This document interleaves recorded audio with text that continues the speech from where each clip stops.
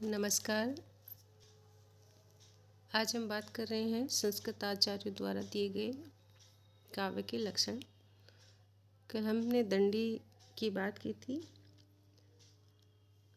आनंद वर्धन आचार्य दंडी ने इष्ट अर्थ को प्रकट करने वाली पदावली को केवल शरीर माना। ऐसे ही भाव ध्वन्यालोकाकार आनंद वर्धन आचार्य का भी था। उन्होंने कहा कि शब्दार्थ शरीरम तावत काव्यम। काव्य तो शब्द और अर्थ के शरीर वाला है।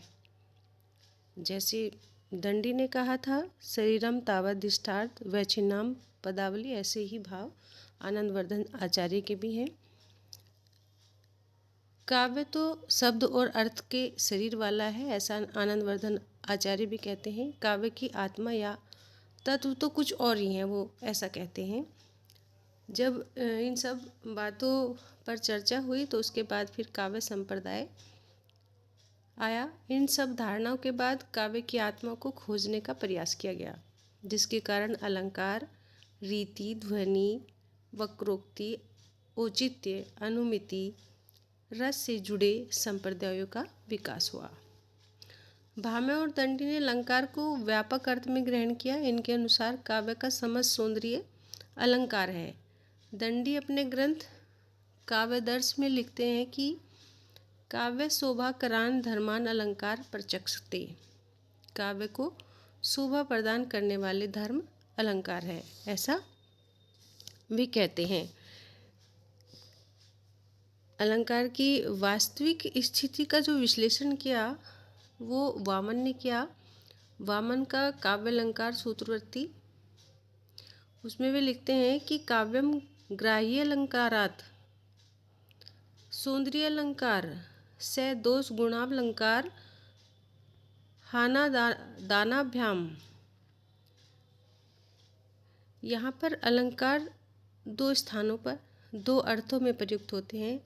एक तो काव्य के समग्र सौंदर्य के रूप में और दूसरे इसी सौंदर्य के एक उपकरण के रूप में। यदि सौंदर्य अलंकार है, साथ ही उसके अंतर्गत दोषों का अपवारण और गुण तथा अलंकार का समावेश भी है, तो निश्चय ही दो रूपों में आए अलंकार एक दूसरे से अलग हो जाते हैं। वामन ने दंडी की भांति काव्य की शोभा करने वाले धर्म को अलंकार नहीं माना, उन्होंने गुण माना और कहा कि अलंकार गुण के उत्कर्ष के कारण स्वरूप है। अतः आगे चलकर आचार्यों में जो मतभेद रहा वह अलंकार के इन्हीं दो स्वरूपों के कारण। प्रथम स्वरूप को मानने वालों ने काव्य के लिए अलंकार अनिवार्य माने और दूसरे स्वरूप को स्वीकार करने वालों ने काव्य में अलंकारों को गौण स्थान प्रदान किया। यहाँ कारण था कि मम्मट की परिभाषा तद दोषो शब्दार्थों से गुणावलंकृति पुनः क्वापि। इस पर क्षुब्ध होकर जयदेव ने लिखा, अंगीकरोति यह काव्यम शब्दार्थ वर्णन अलंकृति असो न मन्यते कस्माद नुष्ण मन अलंकृति। इसी प्रकार कहा गया कि अलंकार रहिता विद्वेव सरस्वती। इससे जो है स्पष्ट होता है कि अलंकार को काव्य में आवश्यक मानने वाले आचार्यों का एक बहुत बड़ा समुदाय बन गया। गुण के आधार पर वामन ने रीति को काव्य की आत्मा माना। उन्होंने कहा कि रीति रात्मक अवश्य है। उनका तात्पर्य यही है, शब्दार्थ शरीर वाले काव्य की आत्मा रीति है। ऐसे ही आचार्य आनंद वर्धन ने अपने ग्रंथ ध्वन्यालोक में शब्द और अर्थ को काव्य का शरीर बताकर काव्य की आत्मा ध्वनि मानी। उन्होंने कहा कि काव्य से आत्मा ध्वनि और ध्वनि का खंडन कर आचार्य कुंतक ने काव्य को जीवन वक्रोक्ति कहा। वे कहते हैं कि वक्रोक्ति काव्य जीवितम।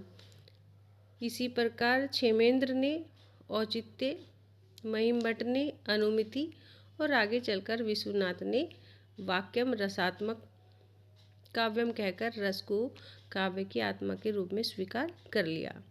आचार्य कुंतक की वक्रोक्ति और आचार्य विश्वनाथ की रसोक्ति के लिए निश्चय ही पृष्ठभूमि तैयार हो गई, क्योंकि आचार्य भामह ने अलंकार को काव्य की समग्र विशेषता के रूप में स्वीकार करते हुए भी उनका मूल तत्व वक्रोक्ति को ही माना। उनका कहना है कि शेषा सर्वत्र वक्रोक्ति न यार्थो विभावते यत्नश्च कविना कार्यम कोई अलंकारों या बिना।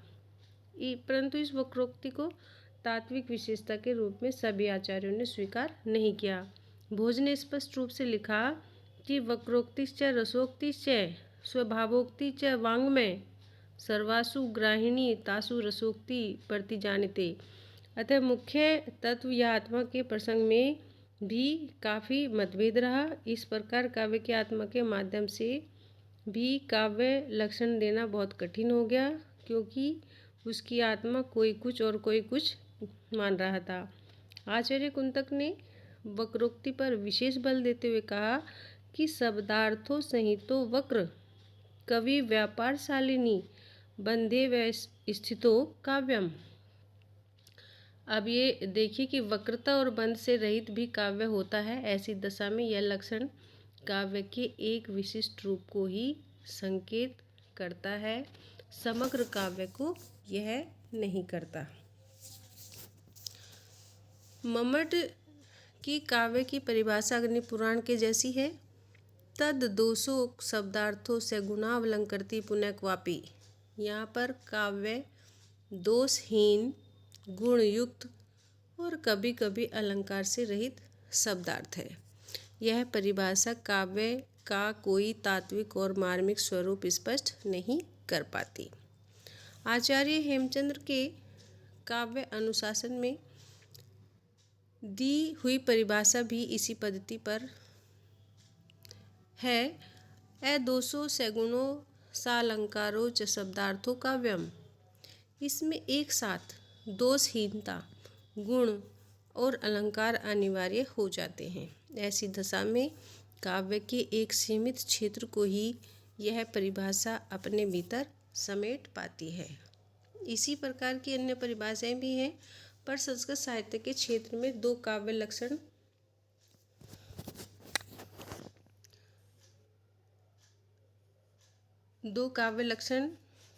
महत्वपूर्ण है। एक है साहित्य दर्पणकार महापात्र विश्वनाथ का और दूसरा पंडित जगन्नाथ का। आचार्य विश्वनाथ का मत है वाक्यम रसात्मकम काव्यम। रसयुक्त वाक्य जो है वही काव्य है। यहाँ पर एक अर्थ तो यह हो सकता है कि रस वाक्य जैसे विभानुभाव व विचारी संयोग से उसकी निष्पत्ति होती है, वह रस जिस वाक्य में निहित हो वह काव्य है। ऐसी दशा में रस की काव्य में अनिवार्यता सिद्ध हो जाती है, जिसमें बहुत मतभेद हो सकता है। यदि हम शास्त्रीय दृष्टि से जिस वाक्य में रस संपादन हुआ हो उसे ही काव्य मानेंगे तो काव्य का क्षेत्र छोटा हो जाएगा, संकीर्ण हो जाएगा। अनेक काव्य पंक्तियाँ इससे निकल जाएंगी। जैसे बिहारी और केशवदास की बात करें तो उनकी पंक्तियाँ जिनमें रस की पूर्ण निष्पत्ति नहीं है, पर अलंकार और उक्ति वैचित्र्य उनमें देखने को मिलता है, चमत्कार है, काव्य में उन्हें फिर जोड़ा नहीं जाएगा। ऐसे ही पंडित जगन्नाथ की परिभाषा भी है। वो लिखते हैं कि रमणीयार्थ प्रतिपादक शब्द काव्यम। रमणीयार्थ अर्थ का प्रतिपादन करने वाले शब्द काव्य हैं। इस लक्षण में कुछ लोग आपत्ति उठाते हैं कि काव्य के अंतर्गत शब्द में सदैव अर्थ की रमणीयता नहीं होती, पूरे वाक्य में रमणीयता प्रतिपादित होती है। अतः रमणीय अर्थ देने वाला वाक्य काव्य होना चाहिए, परंतु यहाँ शब्द क्योंकि वाक्य की सबसे छोटी इकाई है, अतः वाक्य के स्थान पर शब्द दिया गया है। कभी कभी एक शब्द की उपयुक्तता सिद्ध की जा सकती है कि वह पूर्ण अर्थ द्योतक वाक्य ही होता है। कभी कभी वाक्य स्वयं एक शब्द में सिमट कर रह जाता है, तो यह परिभाषा भी पूर्ण रूप से स्पष्ट नहीं हो पाती। काव्य में शब्द की रमणीयता की उपेक्षा नहीं की जा सकती। अब निष्कर्ष रूप से हम इसी बात पर पहुंचते हैं अगर हम अपनी एक परिभाषा देते हैं, ये हमारे जो है डॉक्टर भगीरथ मिश्र कहते हैं कि हम निष्कर्ष रूप से एक ही बात पर पहुंचते हैं कि शब्द अर्थ अथवा दोनों की रमणीयता से युक्त जो वाक्य रचना है उसी को काव्य कहा जाता है, उसी को काव्य कहते हैं। ये हमारे संस्कृत आचार्यों द्वारा दिए गए काव्य के लक्षण थे। इसी के साथ हम आज का टॉपिक समाप्त करते हैं। कल हम अंग्रेजी काव्य लक्षण की चर्चा करेंगे। धन्यवाद।